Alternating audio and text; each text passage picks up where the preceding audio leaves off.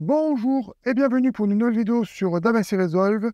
Je vais lancer DaVinci Resolve, je vais l'utiliser en version gratuite et pas la version studio payante parce que peut-être que vous avez pouvoir, l'argent ou la possibilité de l'acheter. Et dans tous les cas, il n'y a pas de grande différence. Si vous voulez que je vous fasse une vidéo pour expliquer les différences entre le studio et la version gratuite, dites-le moi en commentaire, je le ferai. Il n'y a pas de grande différence fondamentale pour faire des petites vidéos rapides. Et voilà. DaVinci Resolve est démarré. Comme vous le voyez ici, il y a différentes choses. On peut mettre ici, hop, la base de données. On parlera de la base de données, un de ces quatre.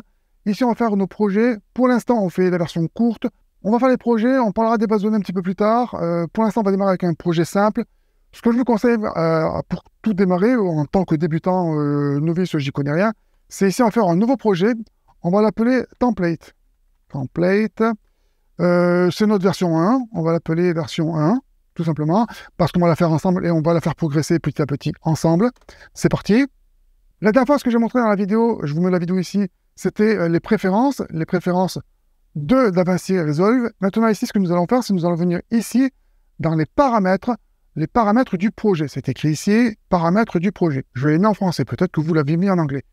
Ici, ce sont tout ce qui va concerner uniquement les projets en cours. Ce fichier-là, ce template 001 qu'on va créer ensemble, et vous, ce sera plus tard au projet Bisounours, au projet famille, projet je fais mon film, bref, vous avez compris le truc. Ici, comme vous le voyez, moi je suis en 4K, vous êtes peut-être vous en HD. Alors, pour faire simple, on va basculer en HD, c'est pour un exemple. Ici, vous le voyez ici dans les images par seconde. DaVinci Resolve, c'est un logiciel professionnel pour le cinéma. Et le cinéma, on filme en 24 images par seconde. Ce que je vous conseille pour le template, vous regardez des vidéos sur YouTube, vous êtes peut-être sur Twitch, la majorité des cas, c'est que nous sommes en NTSC, le format américain. Donc, c'est du 30 images par seconde. Je vous conseille donc de paramétrer votre DaVinci Resolve ici à 30 images par seconde. Et vous le voyez ici, il y a des 29 et des poussières et du 25 images. 25 images, c'est pour l'Europe, le PAL. Rapidement, ici, on a 29,99, ça veut dire que c'est la traduction de 30 à 25.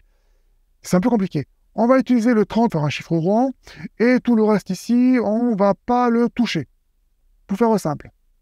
Ça, c'est notre premier template. Alors maintenant, je vais venir enregistrer projet.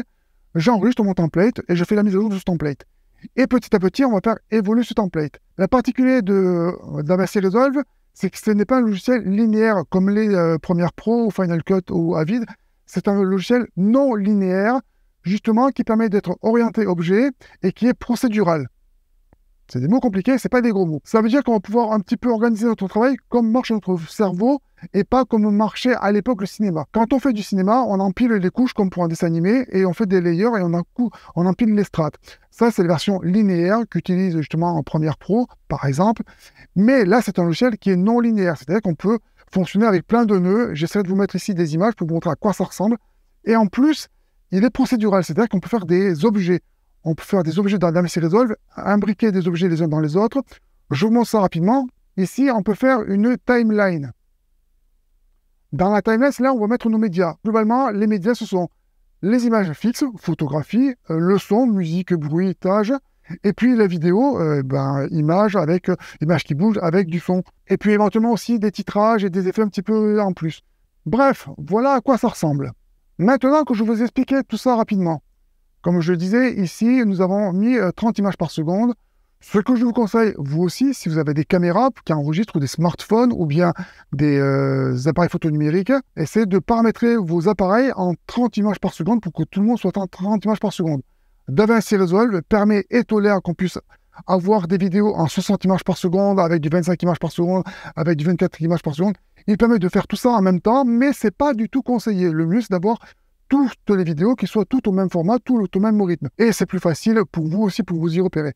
Bref, essayez de paramétrer votre smartphone, votre appareil photo numérique ou bien votre caméra en 30 images par seconde pour faire des petites vidéos sur YouTube. Si vous faites du cinéma, vous serez certainement en 24 images par seconde et vous n'avez pas besoin de moi.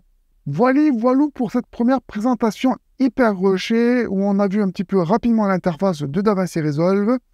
N'oubliez pas, quand une idée est bonne, elle appartient à tout le monde. Pensez à vous abonner, mettez la cloche. Au revoir!